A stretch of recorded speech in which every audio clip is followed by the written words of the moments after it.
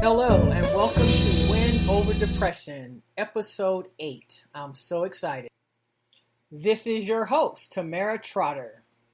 Today, I decided to talk to you about a very intense subject. And so when I started this podcast, I really wanted to talk about it sooner, but I thought I would wait a little bit because, like I said, it's a pretty intense subject. And due to what's going on right now in America with COVID-19, I think it's a really good time now to discuss it. So the subject is suicide, and we've actually had some doctors, some EMTs, and other front line workers committing suicide, just dealing with COVID-19 and how difficult it is to watch so many people die such a tragic death and not have the comfort of their loved ones. So many of the people who have committed suicide have never had a history of mental illness. They've never had any signs of any psychiatric issues or problems. And so it just goes to show you that a single incident or a just feeling of hopelessness can lead you to take your own life. There was one doctor in particular that was very well known, and she was the head of her department, and she committed suicide about a week ago. And everyone was alarmed by her actually taking her life. But they do remember her talking about just being very overwhelmed with sadness over what's going on and just seeing so many patients pass away and not being able to really help them.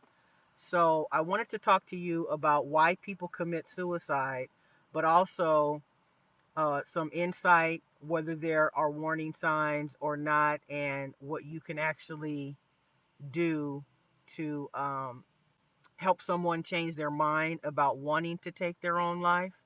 And I know that I talk to you a lot about giving up is never an option. And for me, that's my mantra. It reminds me that no matter how I'm feeling, no matter how down I may be feeling, or how I feel like there's a certain situation that isn't getting any better, I'm just reminded that no matter what, I don't have an option to give up. And I don't have an option to give up because there's people who love me. There's people who will be devastated if I were to take my life. I have a mom and father and sister, brother, nieces and nephews, good friends. And really, when you commit suicide, all you're doing is transferring your pain onto someone else. Because now the person or the people who you've left are left wondering what they could have done, if there were any warning signs, and they're left with a lot of guilt. So a lot of people say that committing suicide is a very selfish act. And I get it. I understand why people would think that. But at the same time, you got to be mindful of the fact that someone who takes their own life, they're not doing it to really hurt anybody, even though the end result is they are hurting someone. They're doing it because they're trapped in this unbearable pain, and they believe that the only way that they can no longer feel the pain is to take their own life. So there may not be any warning signs, and I've said this several times before, that there's really not much you can do to keep someone from committing suicide. And I know that that's a harsh reality, but there is so much time alone where that person has an opportunity to think about it and make a decision. And unless you're there at the precise time that they decide to pull the trigger, step off of a curb, take an overdose of pills or whatever it might be, the chances of you actually being there at that particular time is unlikely. And so really, having an accountability partner is helpful for you to reach out to that person and say, hey, please promise me, if you ever feel like you're close to actually following through with taking your own life, please give me a call so that we can talk about it. That is one approach, but it's really difficult for you to really talk someone out of committing suicide. The other reason I decided to talk about the fact that I've lived with depression for most of my adult life is because in doing some research, I found out that by 2020, that suicide would become the number one cause of death in America. And I was alarmed by that. And I said, well, what can I do to help people be able to cope better? Suicidal thoughts can really seep into one's mind at any time, especially if you are dealing with clinical depression or other mental health disorders. I know that trying to understand why someone would take their own life is $1 million question, but I also want you to know that every single person that suffers with a mental illness has definitely contemplated suicide at one time or another, myself included. So it's just something that happens and it's at your lowest point. There's so much guilt that surfaces when someone we know commits suicide, and all the questions about why come up. Loved ones are pained tremendously and wonder whether they could have done anything to prevent such a final act. It is likely that the individual suffered in silence for a period of time, unbeknown to their family or friends. The stigma that surrounds mental health issues is real, and so many mask their feelings to keep from feeling like a burden to their family and friends. The truth is, you will probably never know the exact reason, and there was likely nothing that you could have done to prevent it. There may be warning signs, but not necessarily. These debilitating mental health diseases do not discriminate, but take many innocent prisoners, and oftentimes out of the blue. Suicide has been perceived, as I said earlier, to be a selfish act, but if you put yourself in the place of the person who every single day feels sad and down and doesn't feel as if anything is going to change in their life, you might begin to understand a little better. The loved ones left behind must literally pick up the pieces and try to move on with their lives, and that makes it difficult. But unfortunately, most individuals who have contemplated suicide, they may have not had a plan, and oftentimes they say it because there's such despair that they feel, because they become overwhelmed by the hopelessness, guilt, and the agony that they feel. But oftentimes they're able to think of a time when life was good and they were happy, and that helps them get through, and they oftentimes change their mind. Sometimes people commit suicide by accident, and it really wasn't their intention, but the way that they chose to take their life cost them their life, even though they had no intention, because they suffer with anxiety and stress, which is a big sign of depression. In most cases, the successful person in trying to commit suicide is really just trying to end their pain, and they felt that their spirit was broken and that death seemed like the only way to stop their pain. They were suffering far beyond their ability to cope with their mental health issues. They were overwhelmed and saw no way out. They were overcome by unbearable sadness and felt that death was the only way to end their internal, breathtaking pain. Please know, they tried to continue on, and they really did not mean to hurt anyone. Your loved one felt only death would end their dark and sad existence. Their clinically depressed mind was telling them life is too painful. It was during this moment that they made their decision to take what many of us feel is an unspeakable act. Because remember, suicide takes no prisoners nor discriminates. Are you ready to unlock your full potential? I want to introduce you to the Fit, Healthy, and Happy podcast, a powerful resource to transform your life today. With expert interviews, practical tips, and inspiring stories, this podcast is your roadmap to lasting wellness. Here's what a listener has to say. I used to struggle with my health, but this podcast changed everything. It's like having a personal trainer, nutritionist, and life coach totally for free. With over 2,000 5-star reviews, we're a podcast you can trust. The Fit, Healthy, and Happy podcast, available now wherever you get your podcasts. But they were struggling every day. Their mind was their worst enemy, and they felt trapped inside their thoughts. They made assumptions about their interactions, sometimes to the point of paranoia, and have difficulty deciding what is true. They felt they were alone in their pain, and they were convinced that they were a burden to their family and friends. They may have a couple of friends that they confided in, but unless you have experienced the deep-rooted sadness and helplessness, no one can really understand the day-to-day and often moment-to-moment struggle of mental health disorders. I am absolutely in a much better place than I have been years and years ago. And it's because I decided to take a proactive approach in dealing with my mental health disorder. But not everyone has the courage and the ability to do that. Because when I'm looking back on some of the things that I've written, I'm just not in that place anymore. And I am very thankful for that.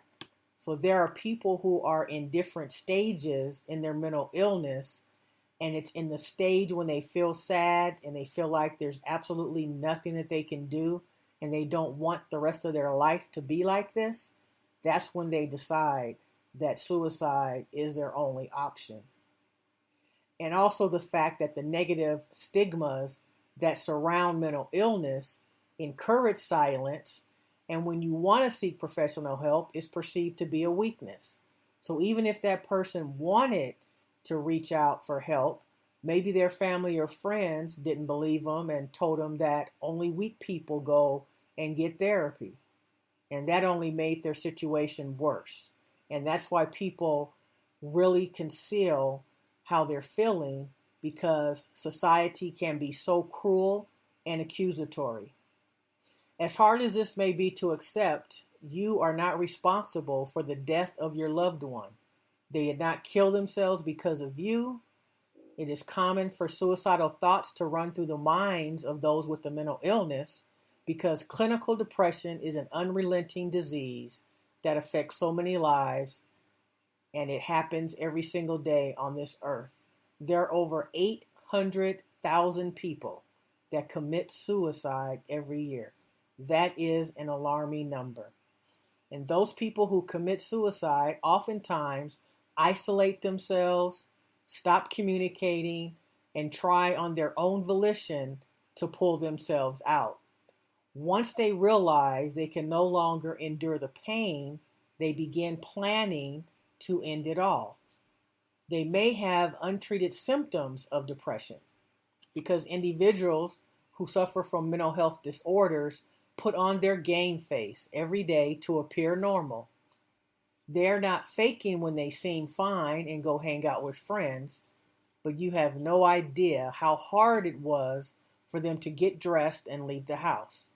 If they appear to be having a good time when they're out with friends, it's probably true. They are having a good time. But it's when they get home that the sadness sets in again and they begin to feel alone all over again. And then they have to build up the courage to wake up and face another day that they may feel will end up being miserable. So if you are trying to make sense over the suicide of a loved one, do not blame yourself for their act. There may not have been any warning signs, so don't beat yourself up.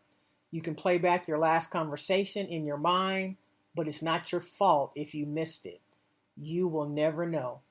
They were likely already resolved about their decision to commit suicide. It was all about them and not about you. They were in such pain and sadness beyond belief and somehow believed that not being here was the best solution. They may not have thought about how their death would affect you or someone else. Their mindset in their existence and in their pain. Their death is not your fault. This treacherous disease that affects so many lives is a real culprit.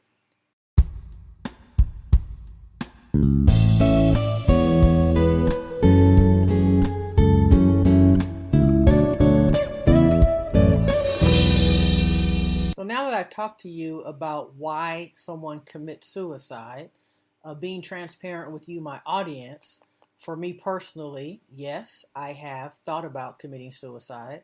I have never come up with the plan, never carried out a plan, never even attempted in any way. But yes, you do think about it. It does cross your mind because the pain can be, like I said, unbearable. But right now, I'm in a very good place and a good space, and I haven't had any thoughts for quite a while.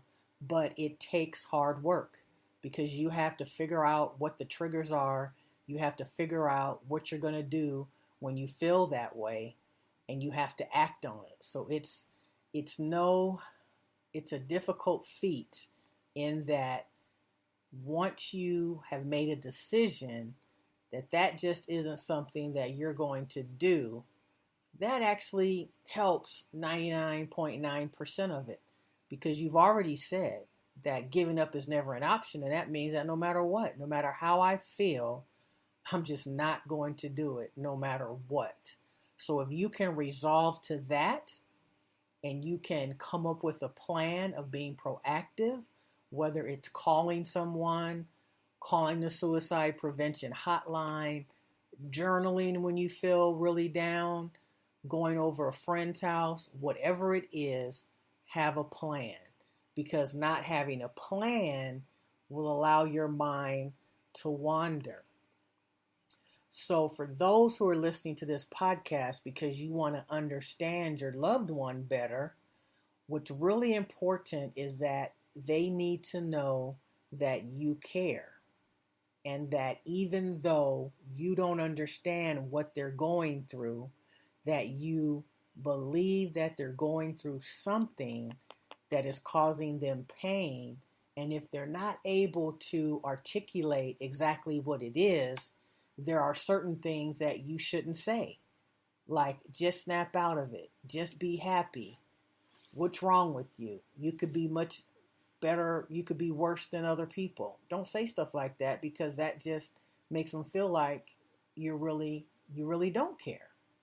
Because an individual who suffers from depression feels like they're all alone in their pain because they don't feel like anyone really understands. Because you can say, I understand, but if you haven't been in that person's shoes and you haven't experienced what it feels like, I guarantee you, you won't understand. And in my research, what I've learned is that just about every single person that's ever talked about what it feels like to feel depressed, they say it's like this cloud of darkness is hovering over them. Time and time again, that's what I hear, is that you can't really explain it, but it just feels like this cloud is just following you around and doesn't want to go away. I also encourage you to look up on YouTube and listen to a 9-minute video called The Black Dog. The Black Dog. It's an excellent video that really shows you what it's like to feel depressed, but then what you can do to be proactive and to thrive anyway. Because a diagnosis of depression and having a mental illness is one of the most difficult situations to deal with in your life. Because no one wants to have a mental health disorder, chronic depression, or bipolar disease, or bipolar disorder, or schizophrenia, or whatever it might be. No one wants to admit that that's something that they've been diagnosed with, because it can really easily consume your life and render you so helpless that you can hardly get out of bed. Because there are people who suffer that can't get out of bed in the morning, and they have to have disability insurance because they are not able to function because of their mental health disorder. Many lack any appetite. and they almost have to force themselves to eat just because you're supposed to eat in order to be healthy. You're usually not interested in anything, and nothing really seems to matter. You just exist and hope that you feel better in the next day, the next week, month, or in the coming months. Depression produces a daunting and overwhelming feeling, and you have to fight with all you have to make it. So think about someone who they just don't have the ability to fight. They're tired. They don't feel like fighting. That's when they give up. And that's why, if you believe and you subscribe to the fact that giving up is never an option, then you know that you got to come up with a different solution. And committing suicide is not one of them.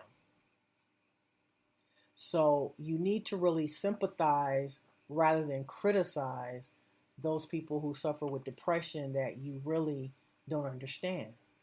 Because those who suffer with the mental illness believe that the most compassionate and loving friend will eventually grow frustrated and abandon them. This friend only understands to a certain degree and really cannot fathom the feeling. It is hard to understand how someone living with a mental illness can feel so sad day after day. And I have a very good friend who I confided in, and she said the same thing. Tamera, I just don't understand how you can be sad every single day. Well, it's not necessarily a feeling of sadness. It's just a feeling that you have to perk yourself up or just make it through the day. It's just like this constant nagging feeling that you have just about every single day. But there are days when, yes, it's not as overwhelming for you because you don't feel it. And there are definitely days when you don't have depressed symptoms of depression. And so one of my previous episodes talks about living and having an upbeat day and what it feels like. And so you try to ride those days out as long as you can and as far as you can. And you just feel like, man, if I could feel like this every day, I'd be on top of the world.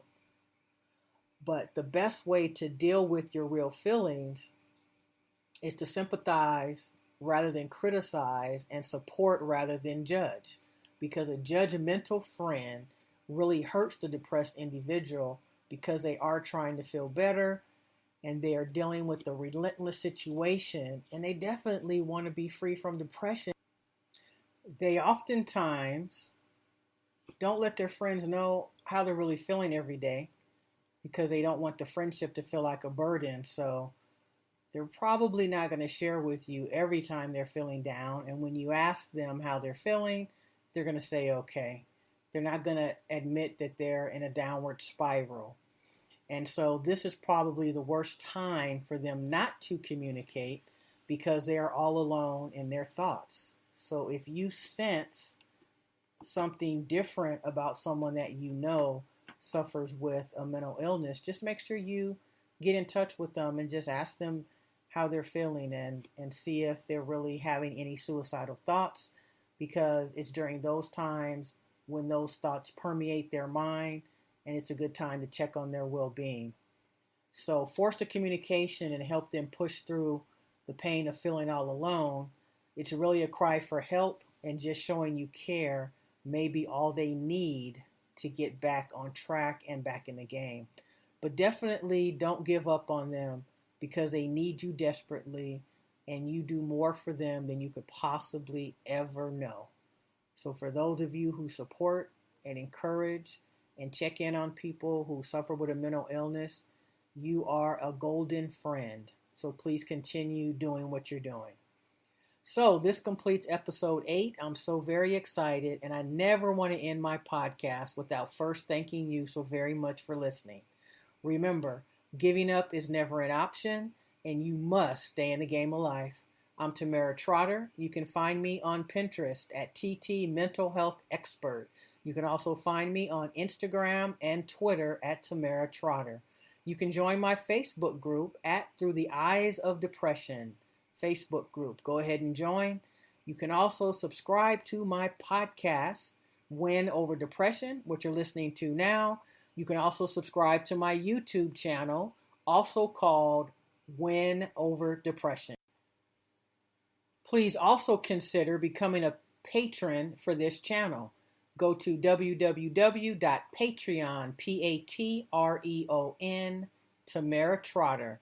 As little as $5 a month can really help me upgrade my equipment and keep bringing you Win Over Depression. In addition, you can purchase my ebook at throughtheeyesofdepression.org. Go to my products. The ebook is $6.99. I also have 12 cards, Breakthrough Depression cards that you can send to your loved ones. You can go to my website, look under products, and you can make the purchase there. Thank you so much for listening, and I'll see you the next time.